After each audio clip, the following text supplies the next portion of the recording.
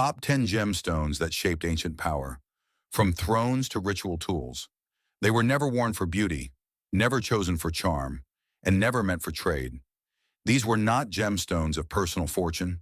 They were assigned by empires, by priesthoods, by ancestral law. Each one served a function, not as an ornament, but as an infrastructure of control, to confirm the king, to guide the priest, to authorize the dead, to speak without voice. Across continents and centuries, a few stones were placed at the very center of state and ceremony. Some carved into thrones, some used to seal decrees, some were buried with rulers who were never meant to return. This is not a list of values.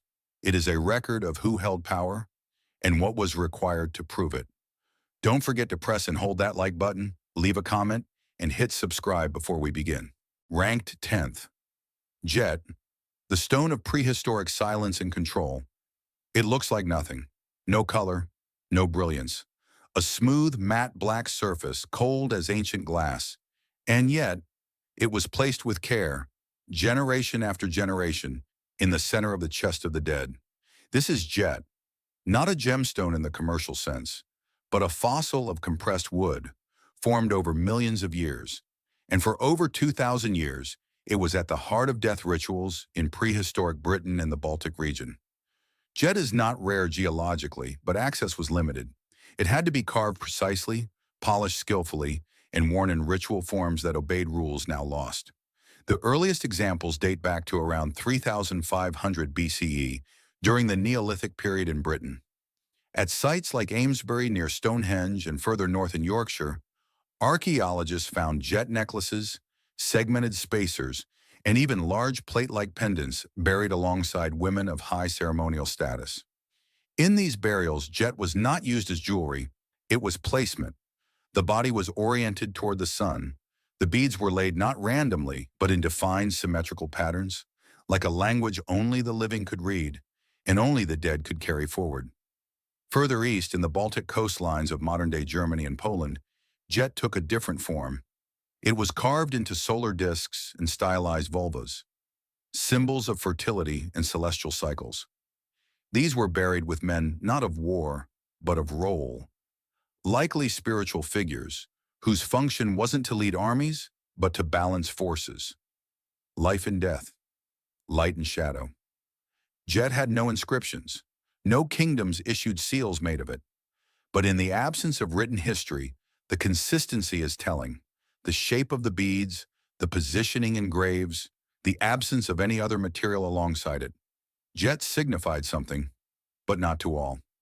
Its use seems deliberately restricted, not by value but by ritual eligibility, and that's where its power lay.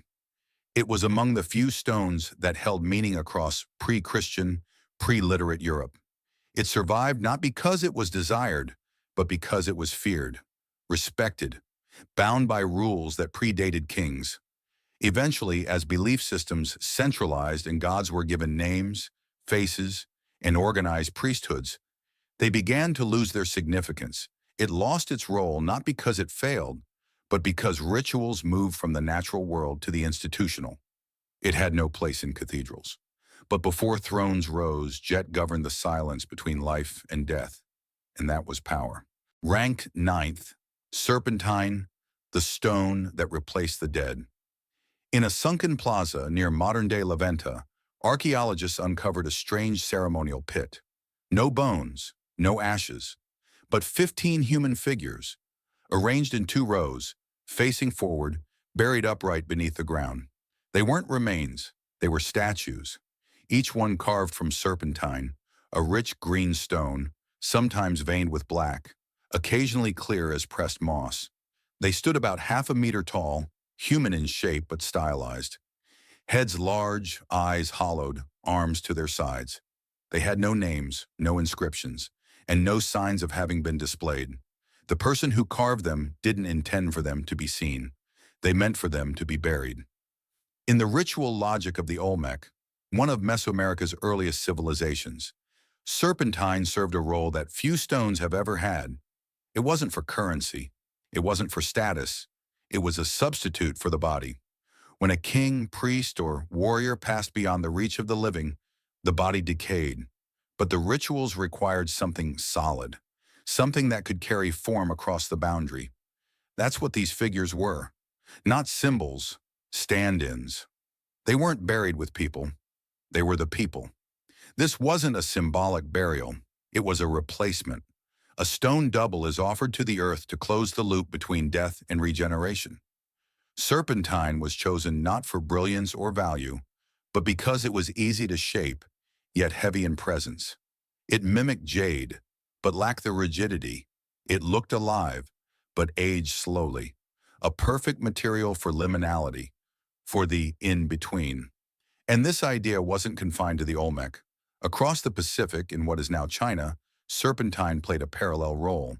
In early Shang and Western Han tombs, serpentine artifacts appear beside nephrite and jadeite, but they serve different functions. Instead of significant symbols of status, serpentine here took smaller, stranger forms. Miniature blades, round tablets, amulet rings, carved earplugs. They were positioned precisely. One beside the liver, one beneath the skull, one clutched in the left hand. Each piece was ritual, not decoration. In early Chinese funerary cosmology, the body needed protection, not from demons, but from dissolution. Serpentine filled cavities. It marked joints. It bridged gaps. Where the body opened, serpentine closed. Some historians suggest these practices mirror shamanic models of transformation. Where jade offered permanence, serpentine provided passage. A soft material, but dense in belief. Even in Central America, beyond the Olmec heartland, serpentine continued its role as a masking agent. In tombs at Teotihuacan and Maya cities, face masks carved from serpentine stone were fitted over skulls. They didn't preserve the face, they replaced it. The mask was not an image, it was a transformation. To cover the face was to close the identity and open another. Unlike royal regalia, which displayed lineage and conquest, these ritual objects hid the individual. Their power wasn't in who they represented, but in what they allowed to occur. By the time dynastic jade replaced serpentine in most Chinese rituals, and Maya death masks turned to obsidian or shell, the stone had faded from its central role. Not because it failed, but because rituals shifted from transformation to preservation. Serpentine was no longer needed to become. The world now wanted to remember. Ranked 8th, rock crystal, authority seen but never touched. It doesn't shine, it doesn't glow, it doesn't reflect. Rock crystal doesn't need to. It simply transmits precisely what's behind it, with nothing hidden, nothing distorted. And in a world built on ritual authority, the ability to reveal without exposing was a form of power. In the late Roman and early Byzantine empires, rock crystal quartz was carved into objects that no other stone was trusted with. Containers for relics, covers for gospels. Staff heads were carried only by emperors or high-ranking bishops. The material wasn't rare, but the craftsmanship was. To carve rock crystal by hand, without modern drills, without diamond tools, meant cutting slowly, risking fracture, and understanding the fragility of control. Only the elite had access. Only the sacred had reason. The most famous rock crystal artifacts weren't jewelry. They were reliquaries, hollowed cylinders, domed boxes, or sealed capsules, used to house bone fragments, drops of saintly blood, or pieces of holy cloth. The idea was not to preserve the relic alone, but to make it visible without allowing it to be touched. This was the logic of power in the Byzantine court. To see was a privilege, but to possess? That was blasphemy. Through crystal, emperors displayed the divine, not as myth, but as material certainty, transparent, contained, inaccessible. These reliquaries were paraded during feast days, held aloft on gold rods, and lit by candlelight. And always the crystal was the focal point, not the relic itself, but the space around it. The idea that holiness could exist, untouched, behind a wall of purity. Rock crystal became the chosen material for cross finials, processional scepters, and clerical signets. Not for wealth, but for its optical function, to prove divinity through visibility. Even beyond Byzantium, the material retained its symbolism. Under the Fatimid Caliphate in Egypt and the Umayyads in Spain, rock crystal ewers and caskets became prized court objects, passed between Christian and Islamic courts not for trade, but for power demonstration. And when European kings conquered parts of the Mediterranean, they didn't melt down the crystal, they repurposed it. A Byzantine reliquary became a crusader shrine. An Islamic ewer became a Christian altarpiece. The power wasn't in whose hand it sat, it was in what the stone continued to do, to separate access from presence, to allow the eye but not the hand, to show without surrendering. Ranked 7th, Amethyst, the stone that regulated desire. It's the color of restraint, not red which stirs the blood, not blue which calms it, but violet, suspended between them. Difficult to find, harder to replicate, and even harder to own. In the courts of Achaemenid Persia, amethyst was carved into signet rings and official seals, worn by satraps and high priests, not to flaunt wealth, but to signal something more dangerous: control. The Achaemenid court was a machine of rules, stratified, codified, and meticulously enforced. To be granted a seal carved in amethyst was not a decorative privilege.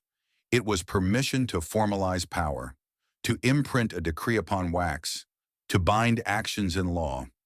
Each seal bore not just a name, but a cosmic order, Zoroastrian symbols of duality, fire, purity. The stone's clarity reflected a worldview in which light and dark were in constant contest, and human will was expected to choose. Further west, in classical Greece, amethyst took a different path, more personal, but equally regulatory. The Greeks believed that amethyst could prevent intoxication, a rare claim in a culture where wine was central to philosophy, politics, and ceremony.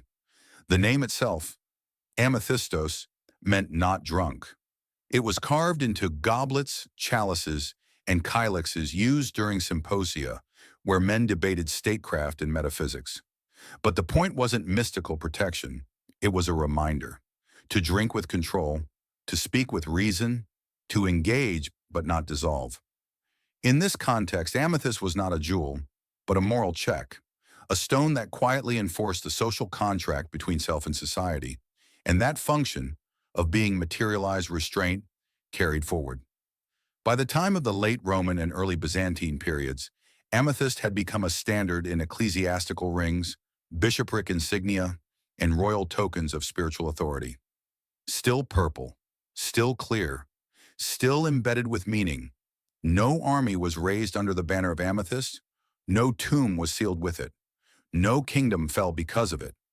But in nearly every system that sought to tame human appetite, whether political, spiritual, or philosophical, this one stone appeared again and again, not to dominate, but to regulate. Ranked 6th, Obsidian, the blade that made ritual real. It doesn't sparkle, it doesn't glow, it doesn't glimmer under flame or sun. Obsidian doesn't need to attract light, it controls it. Formed when volcanic lava cools too fast to crystallize, obsidian is a volcanic glass, hard, dense, and capable of fracturing into blades sharper than any metal.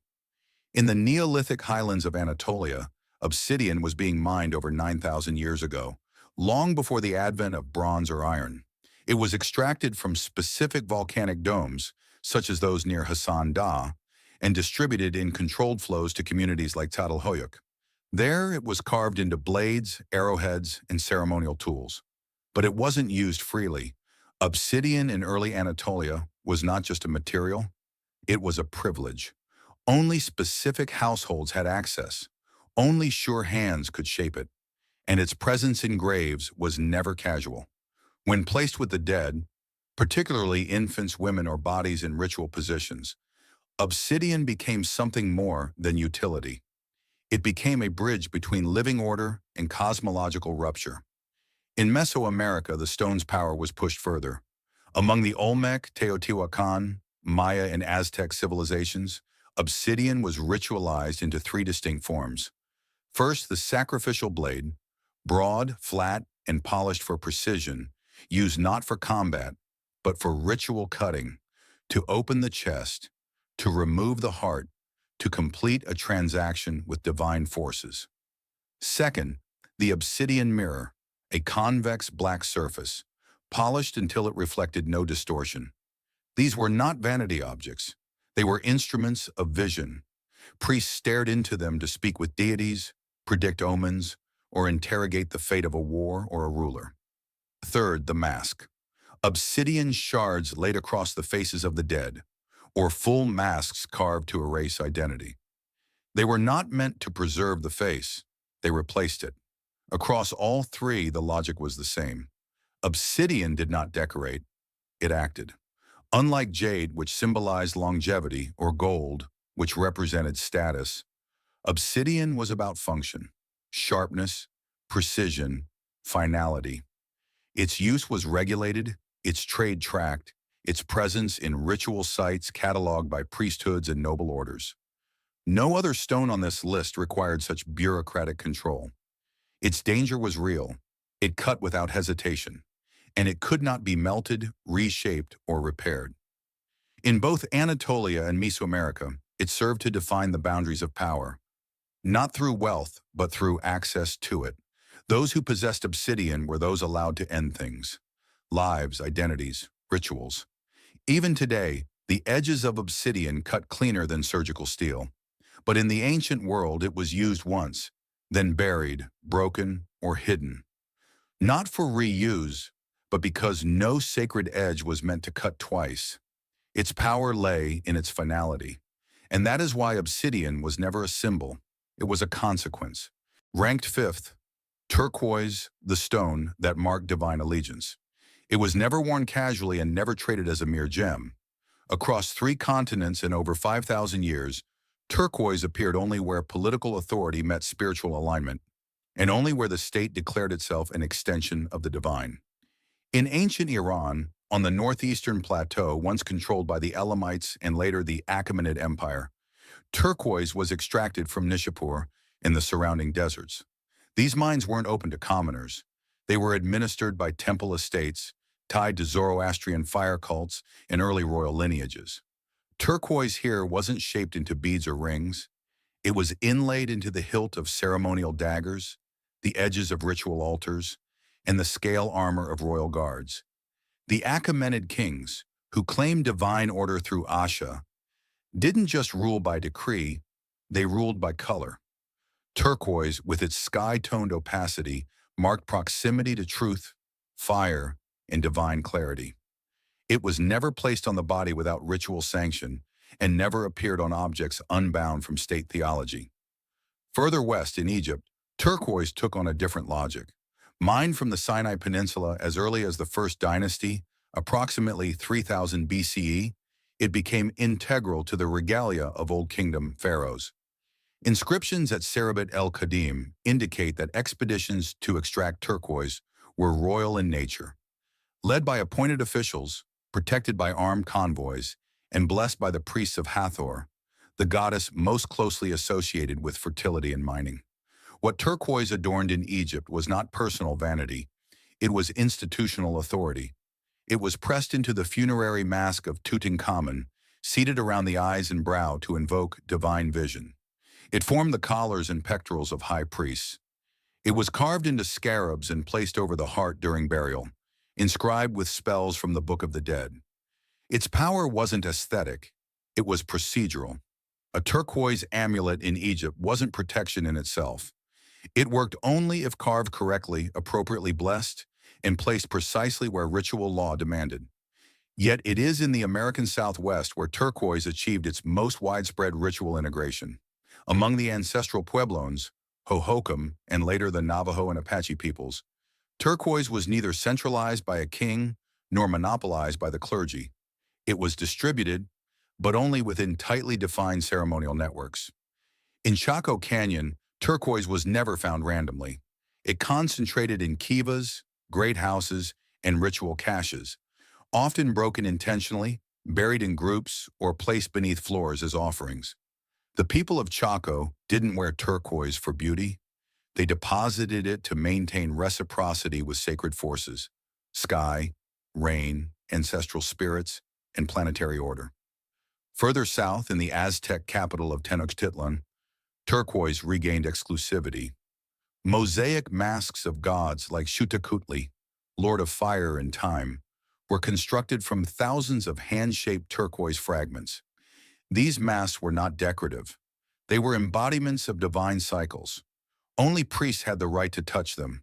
Only rulers had the right to order them made. And none were permitted to leave the temple precincts without ritual justification. What unites these civilizations is not aesthetics, but placement. Turquoise was not mined and traded like other materials. It was incorporated into political theologies, into priestly functions, and into stone-built cosmologies. In Iran, it was believed to affirm the purity of fire. In Egypt, the stability of resurrection. In the Americas, a balance exists between human ritual and ecological order. Its blue-green color wasn't fashionable. It was assigned by law, by myth, by function. And unlike other stones, turquoise often came with conditions. If not appropriately carved, it was considered inert. If obtained outside the sanction system, it could not be used in ritual. Its power wasn't symbolic. It was contractual. Even today, in many indigenous communities, turquoise remains active, not as ornament, but as covenant. A stone still restricted in ritual use, still embedded in systems where power does not need to shout. It only needs to be worn by those permitted to act on behalf of the sacred. Ranked fourth, carnelian, the stone that formalized command. It was neither the rarest nor the most beautiful stone. However, in the earliest bureaucracies ever established, carnelian became the most visible symbol of authority. Mined along the coastlines of Gujarat, processed in the bead workshops of Lothal and Harappa, and exported as far west as Mesopotamia and as far south as Upper Egypt, carnelian wasn't just worn, it was assigned. In the Indus Valley, between 2600 and 1900 BCE, carnelian beads were not randomly distributed across burial sites. They were concentrated, found primarily on the necks and arms of adult males buried in formal positions, often with standardized ivory weights, copper tools, and stamped seals. These were not objects of personal taste. They were components of a regulated identity system. Carnelian's color, a translucent orange-red, mimicked the hues of fired clay, blood, and an evening sky. It was a visual statement, saturated but stable, vivid but not loud. This balance made it ideal for the visible yet codified projection of authority. At urban Indus sites like Mohenjo-Daro, thousands of drilled carnelian beads have been recovered, almost all of which are shaped to strict length-to-width ratios. Some were heat-treated, others etched with alkaline patterns. Geometric lines, not symbolic figures. This wasn't an ornament, it was registration. In Egypt, carnelian entered the ritual economy earlier than gold. Tombs of the First Dynasty contained carnelian bracelets set in gold wire, but their form was secondary. What mattered was location. Carnelian was placed on the wrist, over the heart, or at the throat, depending on what spell it was meant to activate. According to the pyramid texts, red stones were believed to help protect the king's flesh in the afterlife from decay, but not any red stone. Only approved carnelian, sourced through royal expeditions to the Eastern Desert or received through trade with the Levant, could fulfill this role. Unauthorized substitutes were disregarded.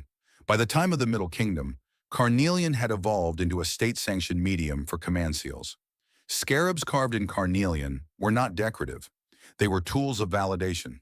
Pressed into mud, they sealed trade shipments, official decrees, and private letters. A carnelian seal bore weight because it bore jurisdiction. To possess one wasn't to be wealthy, it was to be authorized. That pattern extended outward.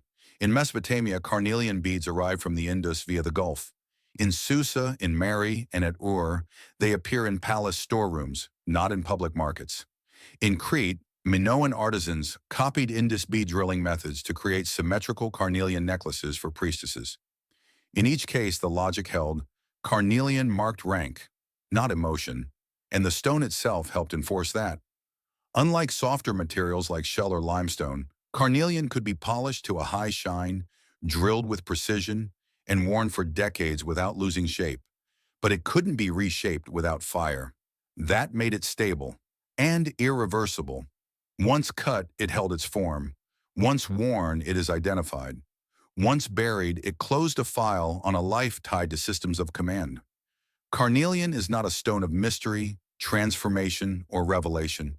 It does not cut like obsidian, reflect like quartz, or replace like serpentine.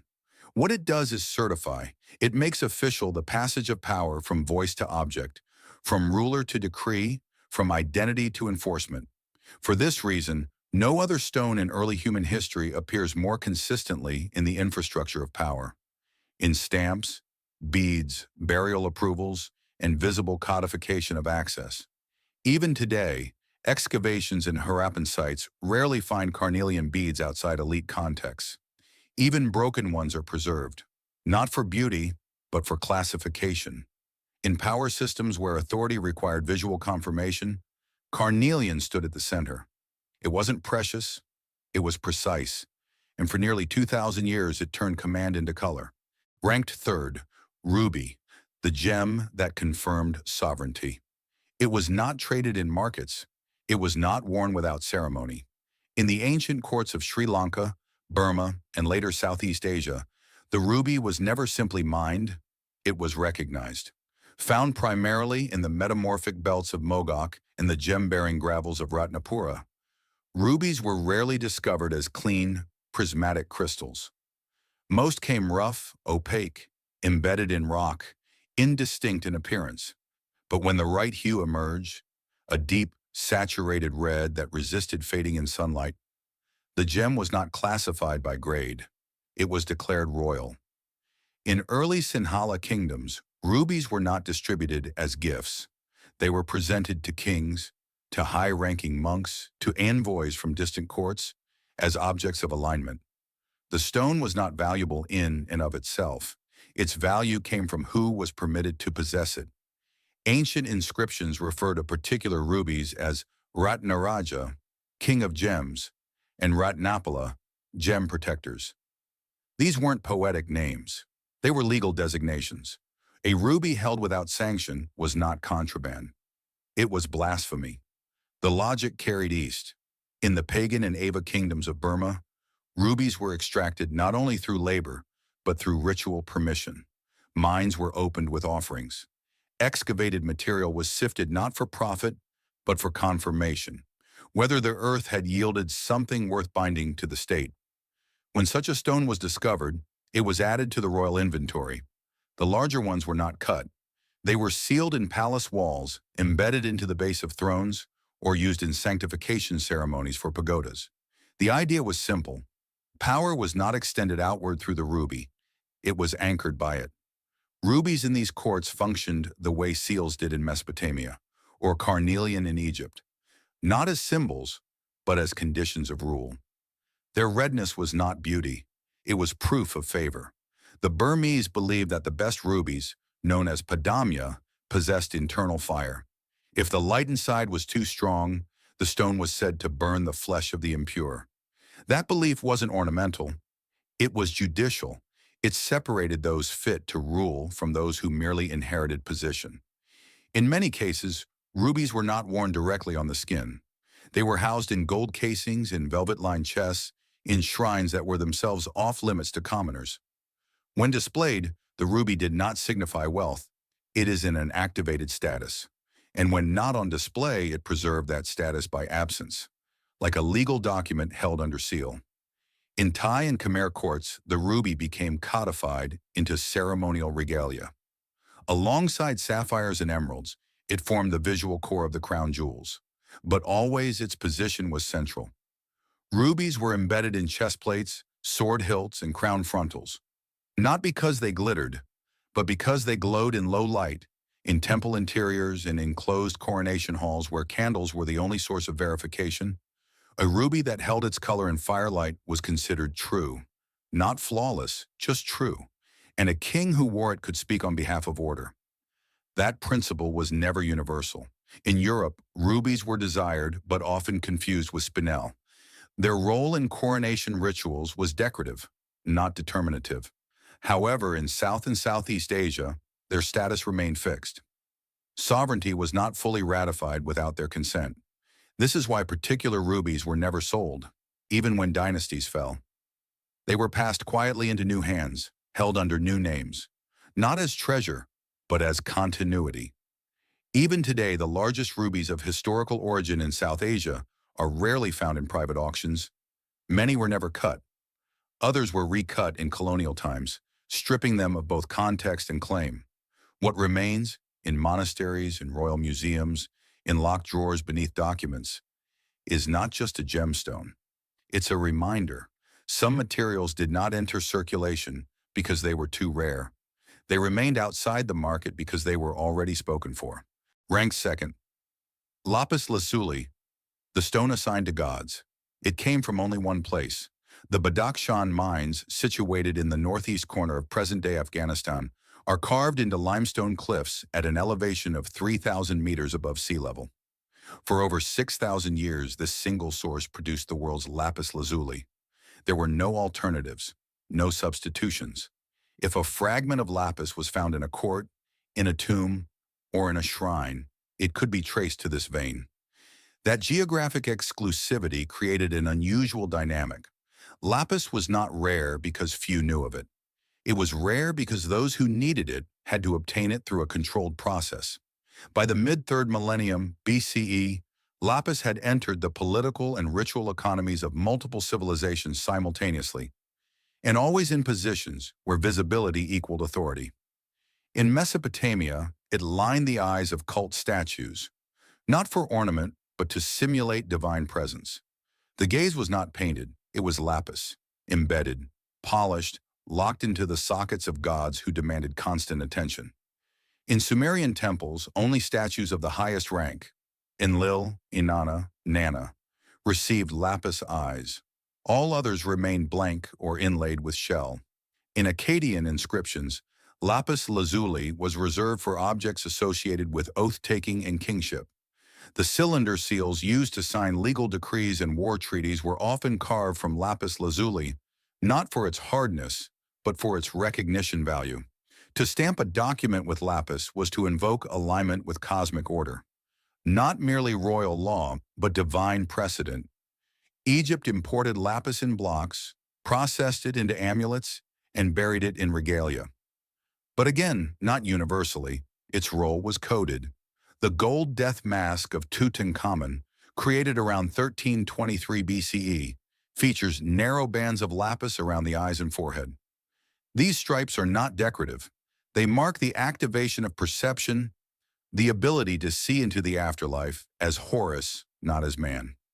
Amulets carved from lapis and placed on the chest were not to protect the heart, but to certify the speaker, to ensure that when the dead addressed the tribunal of Osiris, they did so as authorized souls, not as intruders.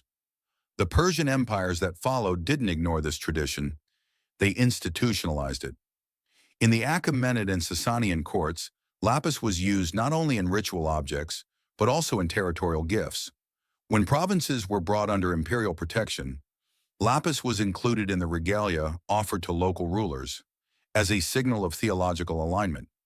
You ruled by the grace of the king, but you spoke through the grammar of the sacred. Lapis made that sentence legible. What distinguished lapis lazuli from every other stone in the ancient world was not its color, though no other mineral offered a natural blue of such depth, but its assignment. Lapis was not found in public markets. It was moved through embassies, sanctuaries, and palatial stores. It was reserved even when not restricted. And those who possessed it didn't just display it, they demonstrated function. Even in the Indus Valley, where artistic restraint dominated beadwork and sealing systems, lapis entered as inlay in priestly tablets and ritual knives. Not front-facing, not announced, but positioned for use in regulated moments during rites that crossed between civic and celestial. Later, during the rise of Christianity and Islam, lapis retained its status. It did not become jewelry, it became paint, ground into ultramarine and applied only to the robes of Christ, Mary, or the prophet's name. The pigment was more expensive than gold, not because of market forces, but because the stone had never been ordinary. Lapis did not travel anonymously. It moved with signatures, seals, inscriptions, or guarded chains of custody. And when it appeared outside those chains, it lost not just value, but meaning. The stone's power never came from its surface. It came from where it was placed, who placed it, and what authority was activated by its presence. In temples, it stared back. In law, it is confirmed. In death, it qualified. And in sovereignty, it spoke without being heard.